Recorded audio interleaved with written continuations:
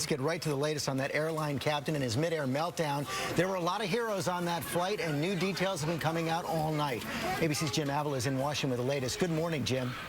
Good morning, George. The pilot who threatened to take down his JetBlue plane at 30,000 feet over Texas is now in FBI custody and under medical observation after what law enforcement sources describe as a panic attack that the passengers sounded like this.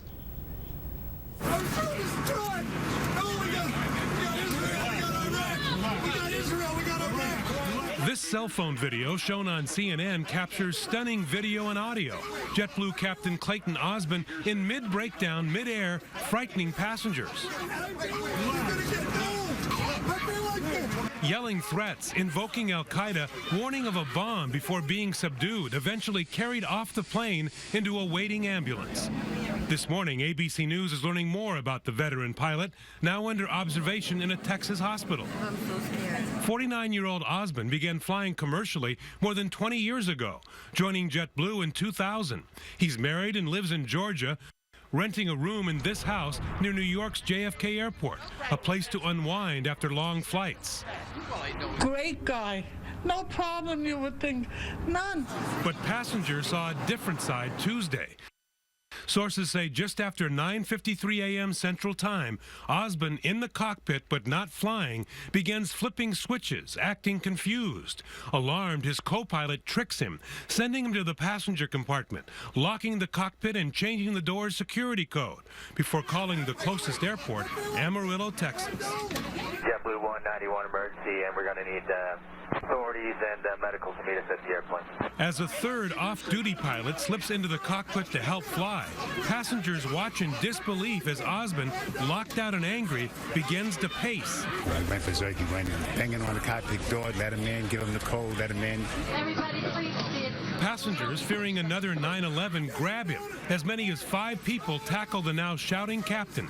David Gonzalez, a former New York City corrections officer, brings him down. I was able to put a chokehold on him. The men, many en route to a security specialist convention in Las Vegas, sit on Osborne until landing in Texas, using their belts to restrain him after he breaks free of plastic zip ties. It was the longest flight to Vegas I've ever had, 13 hours. Unbelievable.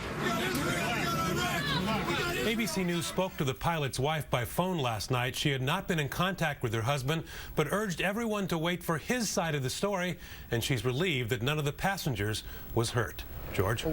All right, I'll take it from here, Jim. Thank you. We all are. Joining us now from Las Vegas, 2 passengers who were on that flight, Sarah Straw and David Gonzalez, who you just saw being called one of the heroes for helping subdue the out-of-control pilot. Good morning to you both. And Sarah, let me begin with you first. When did you know that something was terribly wrong? Well, something weird originally first happened. I had gone into the bathroom, and as I was finishing up, all of a sudden I heard a couple loud bangs on the door. Couldn't really understand why. I thought it was just somebody who didn't notice I was in there. Then the door started getting pulled open, and then I heard 2 dings go off, and later found out that those dings were because the locked door was being tampered with. As I came out, the pilot was there, and he's like, I gotta get in there frantically. After that, I knew something weird was happening, but right then, I just kind of maybe thought he was sick. I didn't realize until I saw him basically beeline for the cockpit door after being in the back of the plane for a moment that I realized, okay, something's really not right. It's not a joke. There's not anything funny happening. It had to rattle you when you see that it's the pilot that's the one banging on the door, trying to get in and running past you. And David, how did you become involved?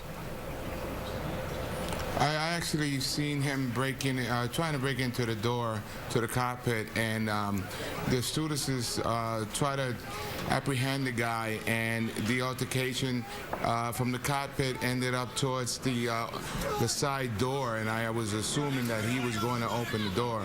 So I went up to assist the stewardesses, and one was injured, and she says, look, can you help me? So he kept pointing at me and said, you know, you need to pray, and he started talking about Iraq and Iran. As soon as he pointed at me, I grabbed his arm, and I put him in a chokehold where it was a little struggle for me to get to his throat to subdue him. So anyway, what happened was I got him to the point where I was able to cut his windpipe and his knees buckled. So I was able to drag him to the aisle to take him down. And once he went down, we got a lot of support from the people. And once we actually had him handcuffed and everything, we wanted to make sure that the passengers were okay. I was trying to educate them that we had the scene under control. But it was a frightening moment at the time, and a lot of people were fearing for their lives. And you know what? It was something that I've never experienced before. Well, no. I was just happy that I was able to get him down to the floor. Well, so many of you were heading to that security conference, so it was good fortune that so many of you were trained and knew how. But didn't he break out of the restraints at one point, and then you all had to actually use your belts? Yes. Yeah, I had asked, there was a couple of friends of mine on the plane. I requested to give me one of his belt, and but that time they had used the extensions because he broke the ones for the legs. He just snapped those. But I had already put enough pressure on his neck that he was totally out, and then he was coming to, and so I just wanted to make sure that if he decided to get back up, I was going to be able to control him. But there were so many people that came in and assisted me in keeping him down. We actually landed the plane with me on top of the guy. I'm going to tell you guys, so, seeing everybody, Sarah and David, come together like that, and those kind of moments, and the quick thinking from everyone, and you hear the pilot saying these things, Iraq and Iran, and I know what you said, David. You said, I'll show you Iraq and Iran, and you put him in a chokehold. But Sarah, what were the passengers, what was everyone doing when David and the others were subduing the pilot? Well, besides the few that you saw were more interested in taking the videos, a lot of them were really frantic about thinking about what's going to happen. I mean, everyone was going through the what ifs. What if he had gotten into that cockpit? What would he have done?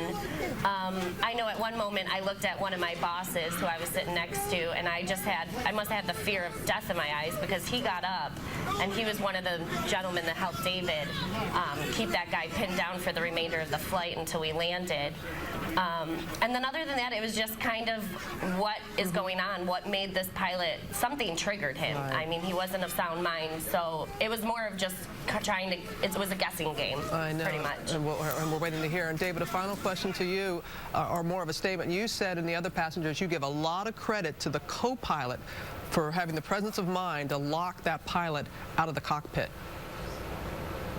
That's correct. He almost got in there, and then that's when I seen the door buckled a little bit, and then the stewardess kind of took him away from that door. If he would have went inside that cockpit, I would have had a challenge taking him out from there. It would have been a lot more difficult. Well, thankfully that wasn't the case. Sarah, thank you. David, thank you as well. And next time I take a flight, David, I hope you're sitting next to me. All right. You all have a good time there in Las Vegas. That, Rob. Let's bring in our aviation analyst, John Nance, for more on this. And John, we just heard David Gonzalez there. This is a textbook example of the co-pilot, the flight attendants, the passengers, all doing exactly the right thing. It certainly is, George. I mean, there are a couple of things here that are really important. One is that after 9/11, we've seen this consistently over and over again. Passengers are not going to sit by idly like we used to do before 9/11, you know, sit down, shut up, everything will be all right. Everybody is going to get involved. And secondly, the co-pilot did exactly what we expect of flight officers. It doesn't matter whether you're captain or the co-pilot. One person can easily land the airplane, but he had a high level of confidence that he could take charge. And this is an accolade to his training and to the company, because he had the assurance that they weren't going to second guess him. And John, the other piece of good news here is that we've never had an incident like this with a pilot before in the United States. But should the pilot screening, they all get a physical every single year, have picked up a potential problem like this?